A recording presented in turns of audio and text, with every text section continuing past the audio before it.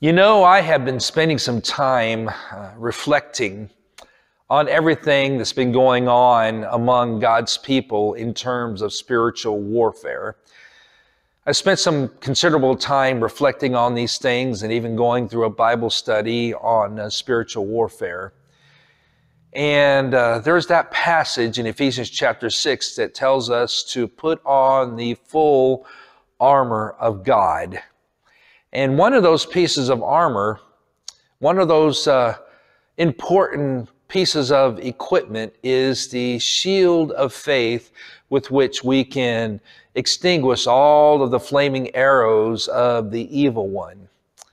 And as I considered how the shield is used, it occurred to me that faith is not something that's intended to be lived out in isolation from other Christians, but faith and fellowship go hand in hand, especially in terms of spiritual warfare.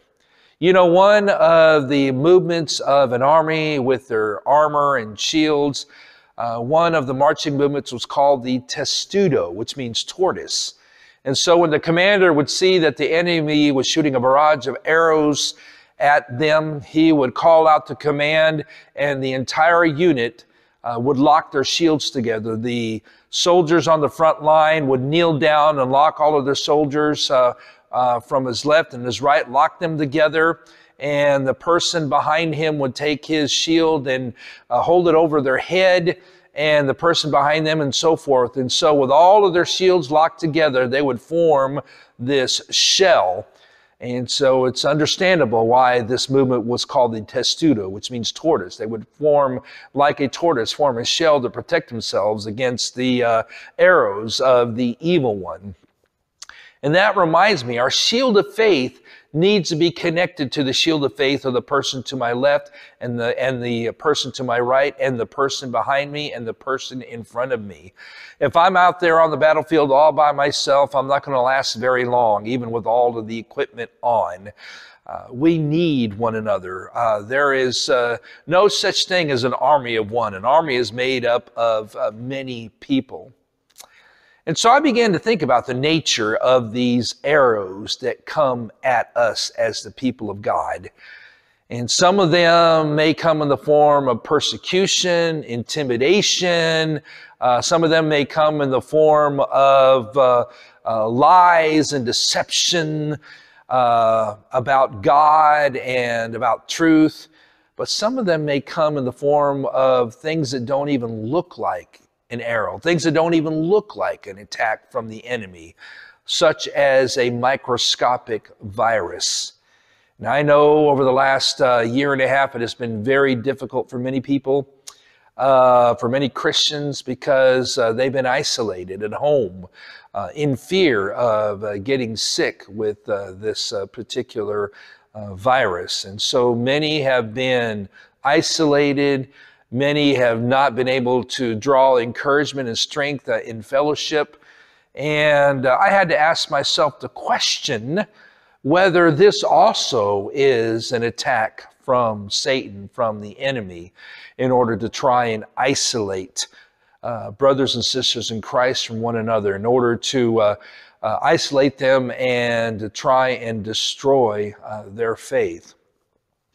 And I began to understand the importance of faith being lived out together as one, and how we draw strength and encouragement from one another, the importance of coming together.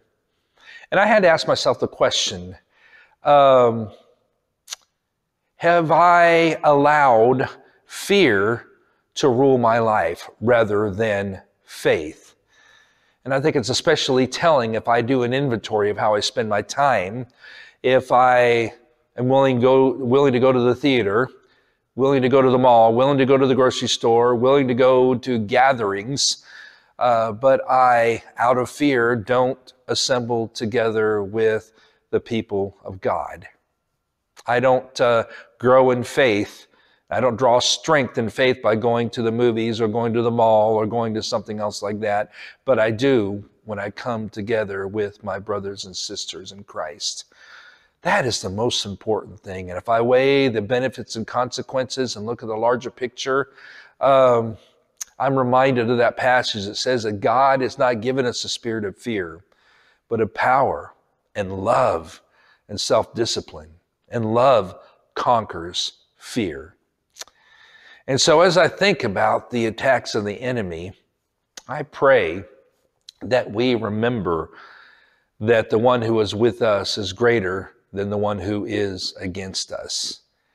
And that we draw strength from one another. And that's why I am so encouraged by our brethren that come together and encourage one another. I am encouraged by them, and hopefully they are encouraged by me.